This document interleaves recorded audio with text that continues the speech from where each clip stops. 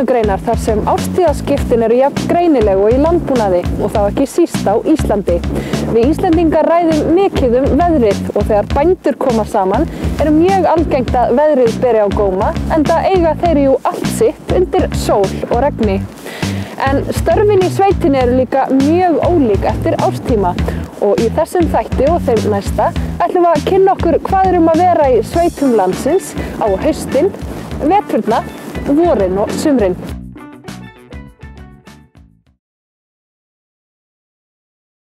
Stormur blæs bjarkar lund, bliknað skrautið þýkur, hlíðar vanga haustsins mund.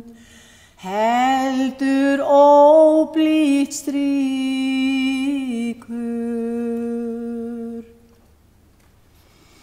Lóur kveðja laufblær fer, léttum bleikan dalinn, sumarskartið burtu ber, blómin falli valin. Á haustin talað uppskerutíma, þó að það sé auðvitað ólíkt eftir greinum. Þá nóg að gera í sláturhúsum landsins, sauðféð fær haustklippinguna og svo fer ýmis konar góðgætið að gæjast upp úr jörðinni. En nú eru til dæmis kartöflurnar sem sáð var í vor tilbúnar. Oft á tíðum haustin skemmtilegasti tími, þá maður að fá afraksturinn af því sem maður hefur verið að bauka yfir árið eða sumarið og oft á tíðum maður kátur þegar vel tekst til og við erum auðvitað rosalega háðir veðurfari og það bara þannig að næturfrostin nú oftast erfiðust og lítið við þeim að gera og erfitt að verjast þeim og nánast ekki hægt. Þannig að það svona stóri punkturinn í þessu. Vorið náttúrulega svona stór þáttur í kartöfluræktinni að koma útsæðinu í spírun og reyna að fá svona rétta spírun á þetta. Nú síðan gerist lítið yfir sumarinn að menn að fylgjast með þessu og arfinn náði sér ekki að strik og nú höfum við sérstakann tætar sem hannaður fyrir kartöflurækt og hann hjálpar okkur við að halda arfann niðri. Þannig að við þurfum ekki að nota arfalyf á þetta og það jákvætt fyrir alla. Nú síðan auðvitað þetta þannig að það oft þurrt hérna á Norðurlandi og við erum nú búin að kaupa okkur svona vökunargræju sem við erum þá að sýsla með hérna og vökva þegar of þurrt verður og nágrannar okkar segja að það sé nóg að við tökum helvítis tangin út þá fara að rigna. Það þurfi ekki meira. En svo auðvitað bara haustið náttúrulega aðal tíminn í þessu að frá því upptaka hefst og koma þessu hús óskemmtu og það auðvitað stór mál oft og ömurlegt ef að maður fær frost í kartöflur. Það bara alveg skelfilegt og alla vinnandi vegur að komast fyrir það. En þegar uppskeran góð, þá hlýtur haustið að vera svona besti tíminn? Já, og virkilega og eins og maður segir, þetta svona sá tími sem að sjá afrakstur af allri vinnunni.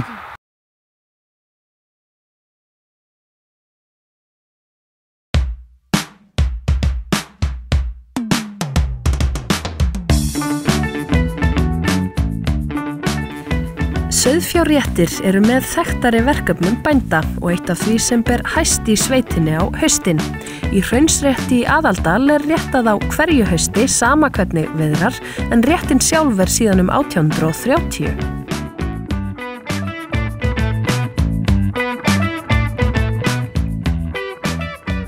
Ég ætla að halda þér að senda smá ræðu áður en byrjum eins og ég vanur. Þú kannski byrjar á að segja mér, þú ert svo fínn. Af hverju ertu svona fínn? Já.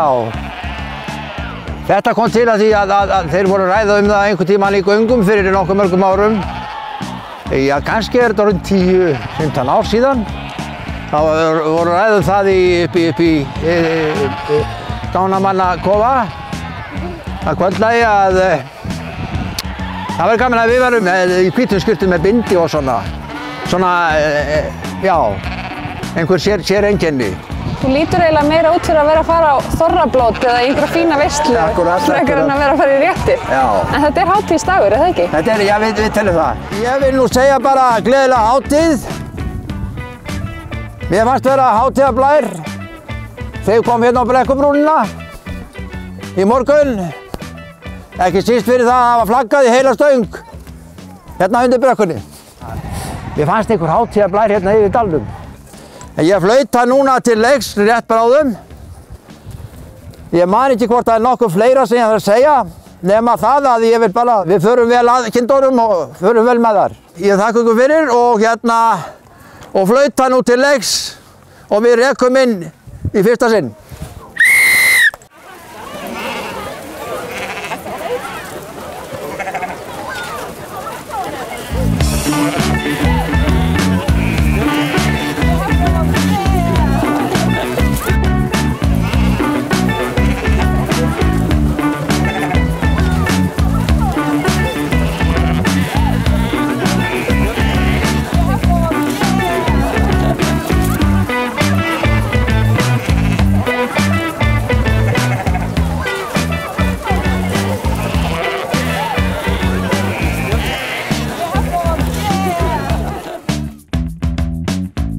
Það er söngur hérna og það er góð matur og svona glatt að hjalla. Já. Eigum að kynna þetta ykkur, Gunnar? Kynna? Já, þú kynnir. Já, ég vil það. Við ætlum að byrja að syngja vel mætt. Vel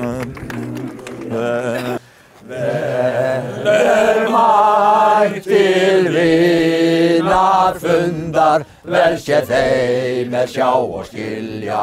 Hvað vor eining mikil smá, hvað vor eining mikil smá. Sjáið upp þau sælla stunda, sjáið margan kraft og vilja. Steypast fram sem straum í jó, steypast fram sem straum í jó.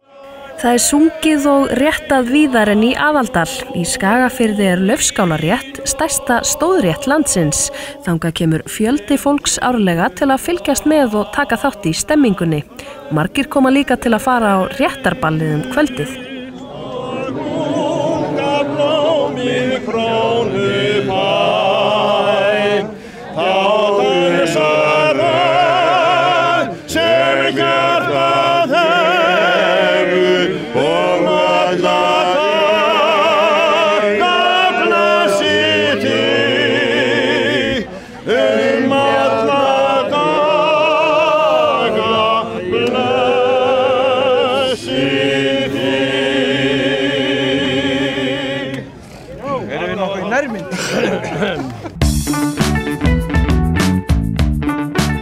Hvað er svo skemmtilegt við þetta? Getur þú lýst því aðeins fyrir okkur?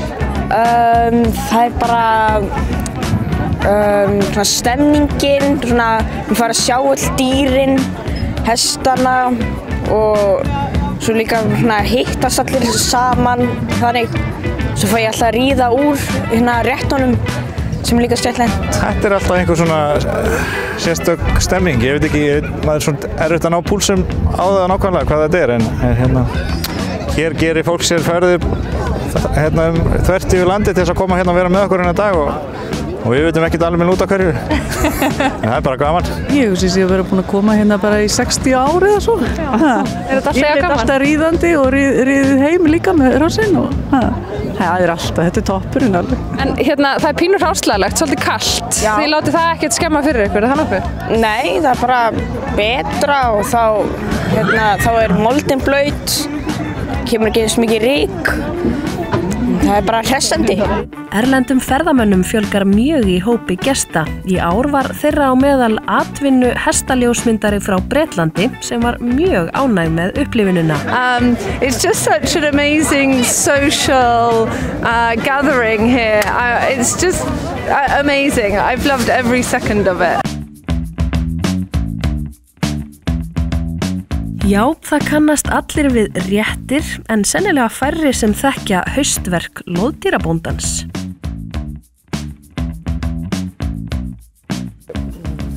Þetta sérstaklega spennandi búgrein. Þetta náttúrulega eins og annar búskapur. Það náttúrulega að fæðast dýr á vorin og svo maður að sinna þessu allt sumarið og fá að sjá breytinguna og reyna að fá fallega afurð á haustin. Og í nóvember þá byrjum við að taka þessi dýr svona undir ljós og skoða ástand dýranna, svona feldinn. Það sem við gerum núna að á haustin þegar við erum að ákveða hvort dýrið eigi að fara í ræktun, framhaldsræktun, þá eru dýrin sett í svona lítil búr og við bregðum á vog og sjáum hvað dýrið stórt eða þungt. Og í framhaldi af því þá er hægt að skoða hárhlutföllin og hárgæðin og hvort að dýrið þá nógu gott til þess að fara í framhaldsræktun. Og svona upp úr 10. nóvember þá dýrin komin og það mismunandi. Ljósustu dýrin eru fyrst í vetrarfeldin og dökku dýrin eru seinast, þannig að við byrjum á því að skoða ljósu dýrin og svo endum við á svartningnum. Ég hef stundum sagt frá því að það margt sameiginlegt með minkum og fólki. Við sjáum hér í búum að þá setjum við saman högn og læðu og það gerum við vegna þess að það svona ávísun að samkomulagið gott. Og það allt í lagi að setja 2 högna saman.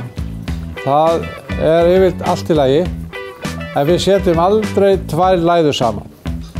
Af hverju ekki?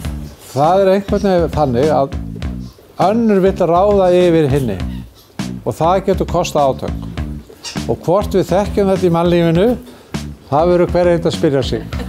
Þegar gestur ber að garði þá reynum við að kynna gestina og segjum minkunum frá hverju eru í heimsókn og þá svona tölum við þeirra mál sem